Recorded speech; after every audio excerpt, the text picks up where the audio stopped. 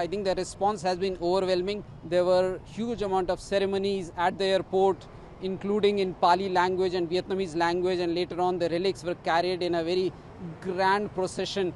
According to Vietnam Buddhist Sangha, about 200,000 people visited, and the next day, which is 4th of May, the response was even stronger. What is the significance of Buddha's relics as it has been taken here in Vietnam from India, and it will be showcased here till 21st May? I think Buddhist connections between India and Vietnam represent a very strong element of the partnership and the close friendship between the two countries. In Vietnam, it is generally believed that Buddhist monks arrived in Vietnam about 1,800 years ago. There are lots of stories around the first visit of these monks. Kodala is very often referred in Vietnamese scriptures.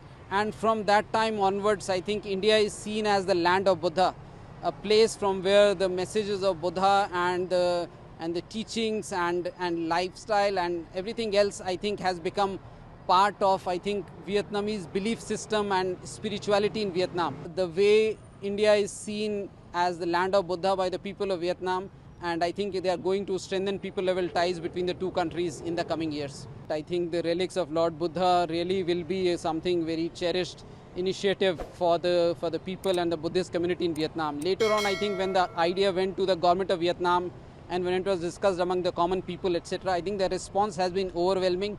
Plus the Supreme Patriarch, the Sangh Raja of Vietnam Buddhist Sangha, all of them came in person at the airport to receive. There were huge amount of ceremonies at the airport, including in Pali language and Vietnamese language, and later on the relics were carried in a very grand procession to Vietnam Buddhist University. There also, I think, lots of prayers and chanting was done. After that, I think the enshrinement was also done with a very formal ceremony with many hundreds of monks around that. According to Vietnam Buddhist Sangha, about 200,000 people visited, and the next day, which is 4th of May, the response was even stronger. They say about 3 to 3.5 lakh Vietnamese came. They started queuing up at 3 a.m. in the morning and went on till about 6:30, 7 p.m. That kind of, I think, the warmth which it has generated and the kind of response we are receiving is, I think, a very strong, very positive message for India-Vietnam friendship. Now this friendship takes form in multiple ways. One is pilgrimage itself. I think we estimate about 20 to 25,000 Vietnamese go for pilgrimage to Buddhist sites in India.